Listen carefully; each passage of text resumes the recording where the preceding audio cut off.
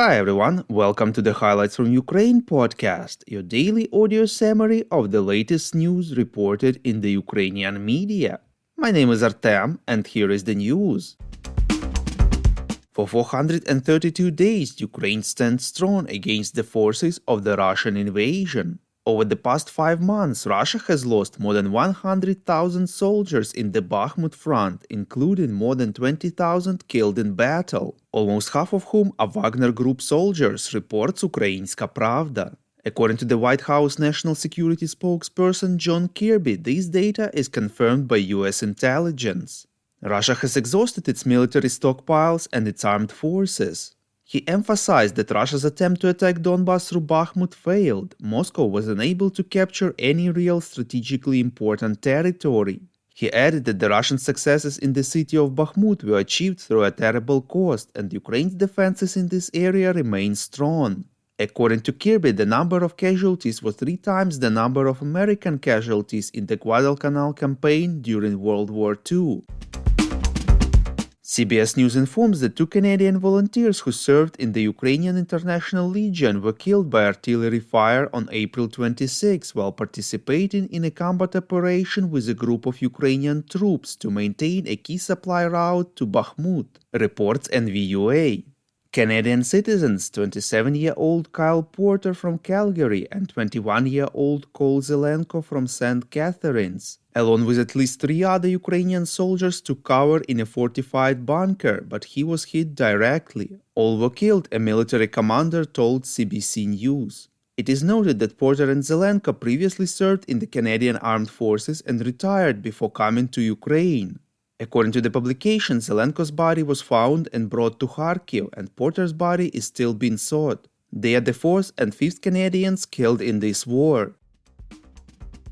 German Chancellor Olaf Scholz informed that from August, Ukraine can expect to receive ammunition for Gepard self-propelled anti-aircraft guns, which were handed over by Germany, reports Deutsche Welle. Scholz said that projectile production is currently being set up, but it will take some time. In February, the largest German arms manufacturer Rheinmetall announced that it expects to deliver the first batch of Gepard ammunition to Ukraine by July. Earlier, Germany tried to persuade Switzerland, who produces such ammunition, to allow to send it to Ukraine, but was denied. The Chancellor also clarified that Ukraine cannot use weapons supplied by Germany or other Western countries to attack Russian territory, all to avoid a war between NATO and Moscow. We would really appreciate if you could recommend us to your friends and family, as well as share information on social media. This way more people would learn about the podcast and truth about Russia's invasion of Ukraine.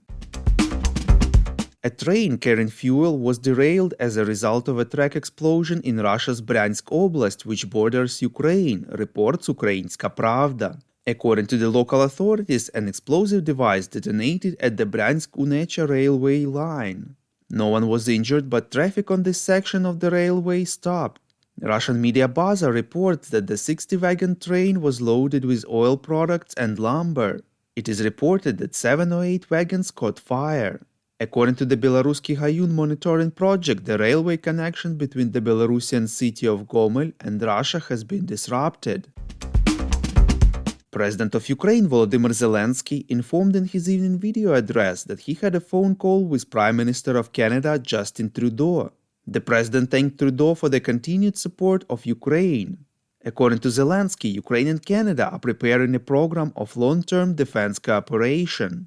The president stressed that Canada has already started confiscating Russian assets. This is a significant example for everyone else in the world, believes Zelensky. He added that they discussed sanctions pressure and countries' political cooperation. Deputy Prime Minister and Minister of Reintegration of the Temporarily Occupied Territories Irina Vereshchuk called on residents of the temporarily occupied territories not to accept Russian passports and not to cooperate with the invaders in any way, reports Ukrainska Pravda. She added that they should leave if possible or wait for the armed forces of Ukraine to liberate them. On 27th of April, Russian President Vladimir Putin signed into law a decree allowing deportation of the residents of the temporarily occupied territories of Ukraine who have not accepted Russian citizenship. After that, Dmytro Lubinets, the Verkhovna Rada Commissioner for Human Rights, has advised Ukrainians in the occupied territories either to accept Russian passports in order to survive or to flee the occupied territory in any way they can.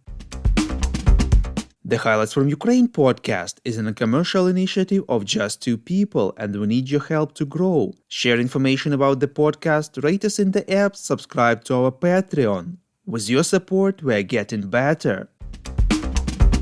We call on you to demand from governments of your countries to impose the toughest sanctions possible on Russia and its citizens to stop their invasion of Ukraine.